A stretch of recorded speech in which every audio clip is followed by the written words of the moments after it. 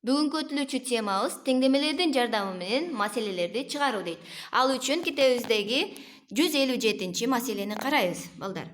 Маселени теңдемелердин жардамы менен кантип чыгарабыз?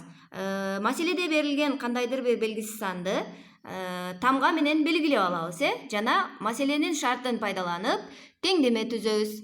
157 маселеде мындай дейт: кинотеатрдын бир кассасында экинчисине караганда 86 билет көп сатылды.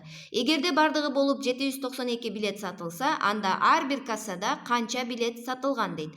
Демек, биринчи кассадагы, экинчи кассадагы белгисиз экен. Биз биринчи кассаны X деп белгилесек, экинчи касса биринчи кассага караганда 86 билетке көп сатылгандыгын биз X плюс 86 дейбиз, Баары болуп 792 экен. Биринчи кассасында канча билет сатылган дейт. Демек, биз биринчи жана экинчи кассаларды тамгалар аркылуу белгилеп алдык. Демек, алардын бардыгы белгилүү болгондуктан биз төмөнкүдөй теңдеме түзөт экенбиз.